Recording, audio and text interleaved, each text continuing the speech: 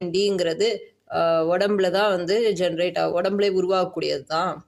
சன்லைட்ல இருக்கக்கூடிய யூவி ரேஸ்னால ஸ்கின்ல தான் வந்து அது உருவாகும் அப்படிங்கிற மாதிரி பண்ணியிருந்தாங்க. இப்போ நம்ம என்ன பண்ண போறோம் அப்படின்னா, இப்போ அதுதான் வந்து ஜென்ரலி அக்செப்டட் கான்செப்ட், நம்ம அது இல்லைன்னுலாம் சொல்ல போறது இல்லை. ஸோ இப்போ வந்து அதை நம்ம பொய்ன்னு சொல்லணும்னா எப்படி சொல்லலாம் அப்படிங்கிறதுக்கான தியரியை ப்ரப்போஸ் பண்ண போகிறோம். ஏன் இந்த தியரியை ப்ரப்போஸ் பண்ணணும் அப்படின்னா, எப்பவுமே நம்ம ஊர் மக்கள் வந்து ஒன் சைடடாக தான் திங்க் பண்ணுறாங்க.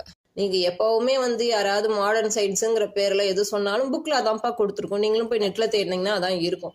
ஸோ அதை உடனே அதுதான் வந்து கரெக்டு, மீதி இவங்க சொல்கிறதெல்லாம் பொய்ன்னு சொல்லிடுவாங்க உடனே.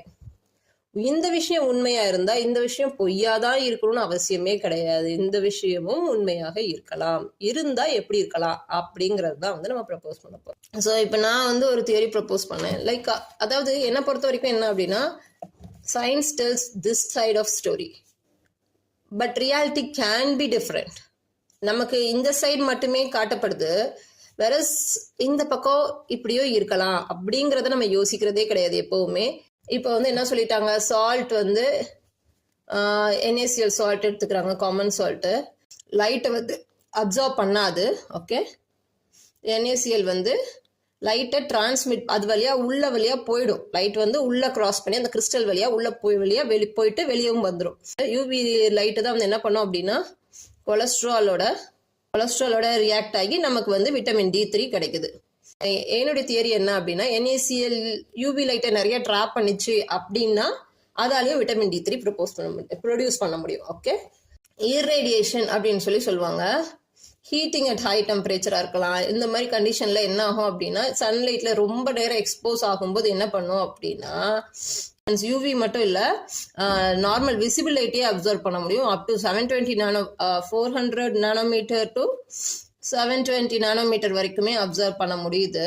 ஸோ அது எப்படி நடக்குது அப்படின்னு பார்த்தீங்கன்னா, நம்ம வந்து ஸ்காட்கி ஃப்ரெங்கல் டிஃபெக்ட் அப்படின்னு சொல்லி நம்ம வந்து 11th 12th படிச்சிருப்போம். அதே மாதிரி சிமிலர் டிஃபெக்ட்ஸ் வந்து கிறிஸ்டல்ல உருவாகும். அதில் ஒன் டைப் தான் பார்த்தீங்கன்னா F சென்டர்ஸ், M சென்டர்ஸ். இப்போ F சென்டர்ஸ், M சென்டர்ஸில் இருக்கக்கூடிய எலக்ட்ரான்ஸ் வந்து எக்ஸைட் ஆகும்போது இந்த மாதிரிலாம் நம்மளால NaCl வந்து 400 நார்மல் லைட்டுமே வந்து அப்சர்வ் பண்ணும்.